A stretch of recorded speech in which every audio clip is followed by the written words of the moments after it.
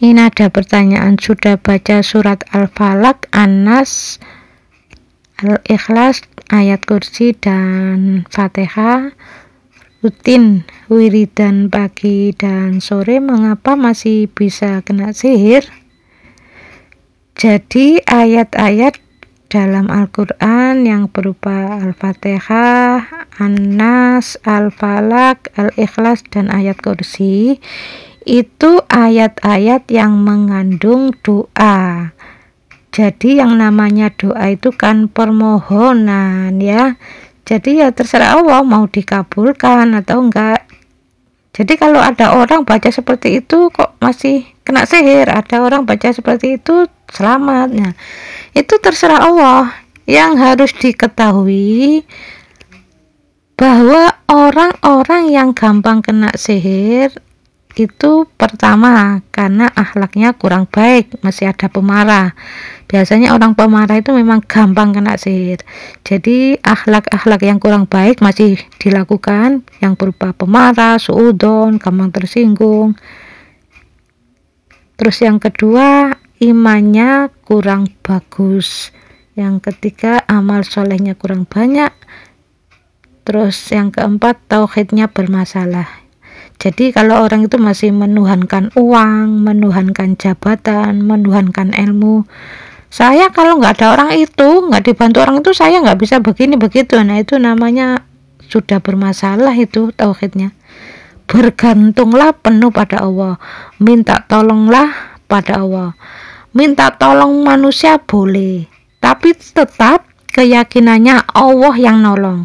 Jadi Allah menolong aku lewat orang itu nggak apa-apa. Pak, tolong ya Pak, angkatkan barang ini, tolong ya Pak. Ya, boleh seperti itu, boleh minta tolong sama orang, tapi tetap keyakinan Allah yang nolong aku lewat orang ini. Jadi kalau ditolong orang, alhamdulillah, terima kasih ya Allah. Setelah itu lanjut mengucapkan terima kasih, Pak, terima kasih ya Pak. Jadi kalau dikasih sesuatu sama orang, alhamdulillah, ngucap terima kasih sama Allah, tapi punya keyakinan orang itu yang memberi itu yang nggak boleh. Jadi kalau ada orang ater-ater makanan, minuman, alhamdulillah, terima kasih ya Allah, engkau memberiku minum, engkau memberiku makanan lewat orang ini. Setelah itu lanjut, Bu, terima kasih ya Bu pemberiannya. Jadi kalau punya keyakinan orang ini yang mencukupi, orang ini yang menolongku, ya itu bermasalah tauhidnya. Biasanya orang-orang yang tauhidnya bermasalah ini memang gampang kena sihir.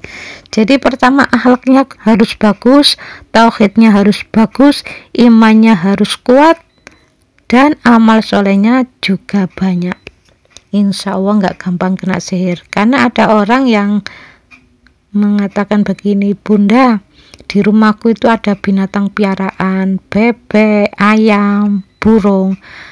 Kalau ada orang nyihir biar nggak kena aku Bunda, nanti kena binatang piaraanku. Ternyata ya binatang piaraannya seperti ayamnya itu banyak yang mati, terus dirinya juga kena sihir. Nah itu contoh, sebagai contoh seperti itu. Ternyata ketika ditanya ya memang bermasalah. Selama ini ya saya mengakui karena menuhankan jabatan, menuhankan uang. Jadi dikiranya nanti ada sihir dengan memelihara binatang piaraan, kena binatangnya, dirinya nggak kena, ya malah binatangnya banyak yang mati, terus dirinya kena. Ya kalau orang itu imannya bagus, nggak bermasalah, tauhidnya juga bagus, akhlaknya bagus, amal solehnya banyak, ya tinggal doa saja, karena yang punya kekuatan itu Allah. Jadi manusia itu yang nggak bisa menghancurkan, itu nggak bisa. Kalau ada sihir ya tinggal minta aja sama Allah, ya Allah ampuni dia ya Allah, ya Allah berikan dia petunjuk. Terus setelah dimohonkan ampun, minta supaya diberi petunjuk, ya Allah hancurkan mantra-mantra sihirnya, hancurkan ya Allah alat-alat yang buat nyihir aku. Orang menyihir itu kan pakai alat-alat, ada yang pakai boneka, makanya ada boneka ditusuk berulang kali ya orangnya yang sakit. seperti matanya itu seperti dicubles paku ya, padahal ya yang dicubles paku itu ya bonekanya, karena sudah dimantra-mantrain ya istilahnya.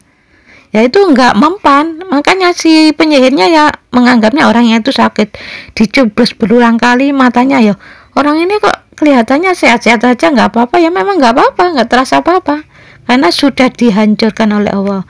Kelihatannya ya masih ada, nggak apa-apa. Si tukang sihirnya itu menganggap ini masih mempan, masih bereaksi, tapi ternyata yang disihir itu ya sehat-sehat aja, nggak apa-apa. Pokoknya itu ya, iman harus baik, tauhid harus baik, amal solehnya juga banyak. Terus yang keempat, itu yang terpenting ya, akhlak harus baik. Ingat ya, orang yang gampang pemarah itu biasanya gampang kena sihir. Walaupun dia seorang imam, walaupun dia tekun sholatnya rutin istiqomah berjamaah di masjid, tapi masih pemarah, biasanya gampang kena sihir. Makanya ada orang gatal-gatal itu puluhan tahun ya, kenapa kok nggak sembuh-sembuh ya? Karena sihir itu ya terserah, orang yang mau nyihir 10 tahun 20 tahun. Jadi kalau diatasi dengan obat ya kering, sembuh, beberapa hari muncul lagi terus, itu sampai puluhan tahun. Jadi sihir itu tidak bisa diobati dengan obat, jadi harus sihirnya yang dihancurkan, mantra-mantranya dihancurkan. Jadi kalau mantra-mantranya hancur, alat-alat yang dibuat nyihir itu dibikin oleh Allah Ta'ala nggak berfungsi, meskipun orang itu berbuat seperti itu ya nggak ada reaksi apa-apa orangnya. Loh, orang ini disihir kok masih kelihatan sehat-sehat aja ya, padahal matanya dicubles pakai paku. Biasanya kan orang yang menyihir itu kan pakai alat-alat ya, alat-alat yang buat nyihir itu ya kadang foto, kadang boneka ya, bonekanya itu dicubles pakai apa ya, pokoknya ya benda-benda tajam lah, entah itu paku atau apa. Kalau matanya bonekanya yang dicubles, nanti orangnya tuh matanya sakit. Nah itu kalau orang yang sudah mohon pada Allah, alat-alat yang dibuat nyihir itu tidak berfungsi, minta sama Allah, ya sama Allah Ta'ala dibuat nggak berfungsi. Jadi orang yang menyihir itu dikiranya ya nyubles berulang kali, mata boneka dicubles ini dikira orangnya sakit, ternyata ya nggak apa-apa, memang sudah dibikin hancur sama Allah Ta'ala, dibikin nggak berfungsi. Ya, jadi mulai sekarang bergantunglah penuh pada Allah, akhlak harus baik, iman harus baik, tauhid juga bagus, dan berakhlak mulia, nggak gampang marah, insya Allah nggak gampang kena sihir.